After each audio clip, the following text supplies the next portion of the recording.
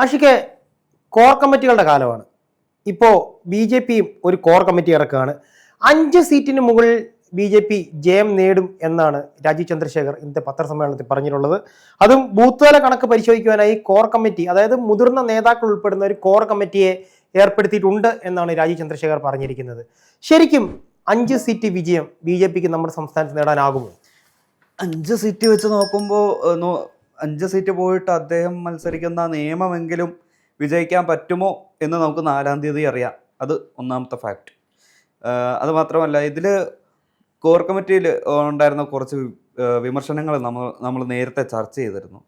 അതായത് ഈ Christian outreach, ശോഭ factor, അതുപോലെ എല്ലാ കാര്യങ്ങളും നമ്മൾ ചർച്ച ചെയ്തിട്ടുണ്ട്. അതുകൂടാതെ ഇപ്പോൾ ഈ പുതിയ ഇത് വന്നിരിക്കുന്നത്, അതായത് പുതിയ അസംഷൻ വന്നിരിക്കുന്നത് എന്താണെന്ന് വെച്ചാൽ, തിരുവനന്തപുരത്ത് നേമം, കഴക്കൂട്ടം, പാലക്കാട്, മഞ്ചേശ്വരം, കാസർഗോഡ്, ഇതുപോലത്തെ 1-2 മണ്ഡലങ്ങളിലും കൂടുതൽ ബി ജെ പി പിടിക്കുമെന്നുള്ള വിലയിരുത്തലാണ് ബി ജെ പി. എന്തർത്ഥത്തിലാണ് ഇവർ ഈ ഒരു വിലയിരുത്തൽ നടത്തിയിരിക്കുന്നത് എന്ന് നമുക്കറിയില്ല. അത് അവരുടേതായിട്ടുള്ള ഒരു കണക്കുകൂട്ടലായിരിക്കാം.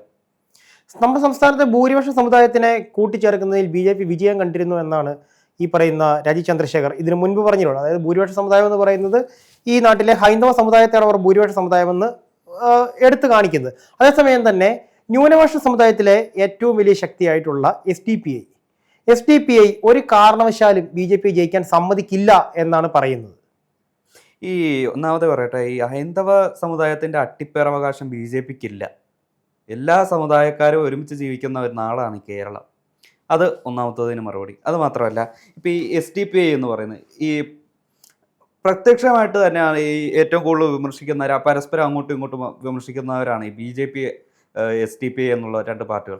അത് ആ ഇലക്ഷൻ്റെ സമയത്ത് SDPI വെട്ടിത്തുറന്ന് പറഞ്ഞിരുന്നു, BJP ജയിക്കാതിരിക്കാൻ ഞങ്ങൾ വോട്ട് ചെയ്തിരിക്കും. അതുമാത്രമല്ല 10-32 നിയമസഭാ മണ്ഡലങ്ങളിൽ സ്ഥാനാർത്ഥികൾ നിർത്തുകയും ചെയ്തിരുന്നു.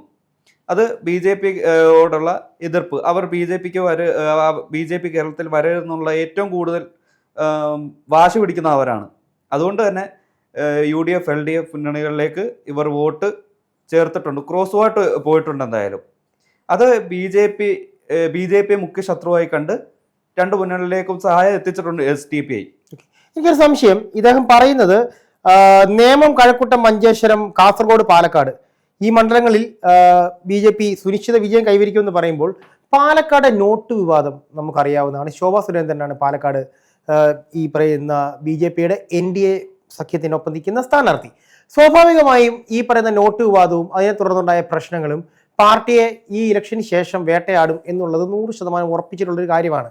ഈ പറയുന്ന നോട്ട് വിവാദം പാലക്കാട്ടെ വിജയം, അതായത് ഇപ്പോൾ ഈ രാജീവ് ചന്ദ്രശേഖർ അവകാശപ്പെടുന്ന പാലക്കാട്ടെ വിജയത്തെ ഈ നോട്ട് വിവാദം സാരമായി ബാധിക്കില്ലേ? പഠിക്കൽ കൊണ്ട് കലമുടച്ച അവസ്ഥയാണ് നമ്മൾ പാലക്കാട്ട് കണ്ടത്. അതായത് നിശബ്ദ പ്രചാരണ ദിവസം ഏറ്റവും കൂടുതൽ, അതിനു മുമ്പ് ഏറ്റവും കൂടുതൽ ശോഭിച്ചു നിന്ന ശോഭ അവസാന നിമിഷം കൊണ്ടുപോയി ഒരു വീട്ടിൽ കൊണ്ടുപോയി പണം കൊടുക്കുന്നു. അതിനെ തുടർന്ന് വിവാദങ്ങൾ ഉണ്ടാകുന്നു.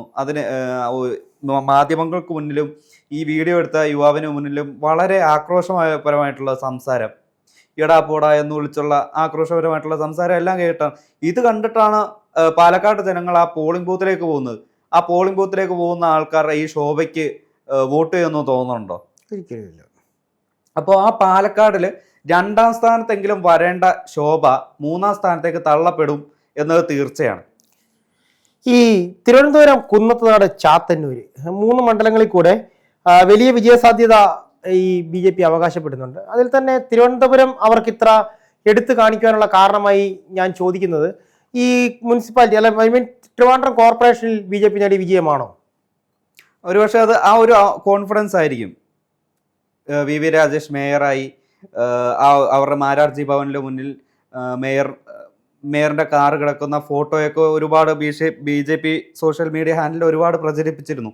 ഇനി അതിന് ശേഷം വന്ന പോസ്റ്റ് എന്താണെന്ന് വെച്ചാൽ, നിയമസഭാ മിനിസ്റ്റർ ആ ഒരു 1-ാം നമ്പർ കാർ, ആ കാർ മാരാർജി ഭവന്റെ മുന്നിൽ കിടക്കണം എന്ന രീതിയിലുള്ള ആ ഒരു വർക്ക് മുന്നിൽ കണ്ടാണ് അവർ ട്രിവാൻഡ്രം ഫോക്കസ് ചെയ്ത് മാത്രം വർക്ക് ചെയ്തത്.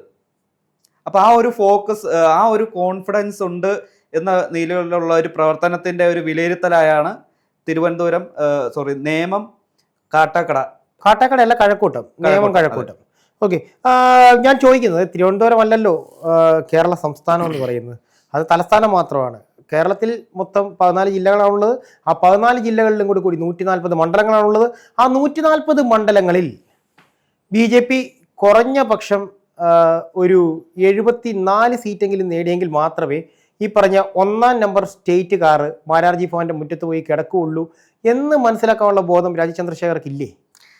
അതായത് തിരുവനന്തപുരത്ത് ഒരു ആധിപത്യം ഉറപ്പിച്ചാൽ കേരളത്തിൽ ആധിപത്യം ഉറപ്പിച്ച രീതിയിലാവും. ഒരു 3ഓ 4ഓ സീറ്റ് നേടിയാൽ അവരുടെ ആ ഒരു പാർട്ടിയുടെ ഹോൾഡ് കേരളത്തിൽ എത്രത്തോളം ഉണ്ടെന്ന് നമുക്ക് മനസ്സിലാവും. കാരണം ജില്ലയിലെ 14 ഇടങ്ങളിലെയും ആൾക്കാർ ആ ഒരു സംസ്ഥാനത്ത് താമസിക്കുന്നുണ്ട്. അത്രയും പേരുടെ ആ ഒരു ഇടയിലേക്ക് ഈ ഒരു പാർട്ടി ഇത്ര ഹോൾഡ് എത്തുമ്പോൾ അവർ ഓട്ടോമാറ്റിക്കലി നമ്മൾ വിചാരിച്ചു പോകും, ഇപ്പോൾ ഓൾറെഡി കോർപ്പറേഷൻ അവരുടെ കയ്യിലാണ്. അപ്പോൾ ആ ഒരു തലസ്ഥാനത്തെ കോർപ്പറേഷൻ കയ്യിലിരിക്കുന്ന BJPയുടെ പവർ മറ്റൊന്ന് തന്നെയാണ്. അതുകൊണ്ടുള്ള ഒരു കോൺഫിഡൻസ് ആണ് രാജീവ് ചന്ദ്രശേഖരന് ഇതെല്ലാം പറയാൻ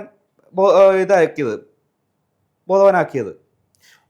എന്താണെങ്കിലും BJPയുടെ 5 സീറ്റുകൾ അതൊരു മലർപ്പൊടിക്കാരന്റെ സ്വപ്നം മാത്രമാണെന്ന് നമുക്കറിയാം. ഇപ്പം കാത്തിരുന്ന നിയമമെങ്കിലും കിട്ടുമോ എന്നുള്ള ഒരു കേരളത്തിലെ ജനങ്ങളും BJP പ്രവർത്തകർ നിൽക്കുന്നത്. പോരാത്തതിന് BJPക്കുള്ളിൽ തന്നെ ഉണ്ടാകുന്ന പടലപ്പിണക്കങ്ങളെ കുറിച്ച് നമ്മൾ ചർച്ച ചെയ്തിട്ടുള്ളതാണ്. കെ സുരേന്ദ്രൻ പക്ഷം അക്ഷമരാണ്, ശോഭാ സുരേന്ദ്രൻ പക്ഷവും അക്ഷമരാണ്. അതുപോലെ തന്നെ ആറന്മുളയിലേക്ക് കൊണ്ടുവന്നിട്ടുള്ള ഈ കുമ്മനം രാജശേഖരൻ പക്ഷവും അക്ഷമരാണ്. അപ്പം ഇവരിൽ നിന്നെല്ലാം ഈ ഒരു സീറ്റെങ്കിലും കിട്ടാത്ത പക്ഷം, കിട്ടില്ല എന്ന് ഏകദേശം ഉറപ്പിച്ചു കഴിഞ്ഞിരിക്കുന്നു, കിട്ടാത്ത പക്ഷം ഒരു കൂടിയാക്രമണം രാജീവ് ചന്ദ്രശേഖർക്ക് ഉണ്ടാവും.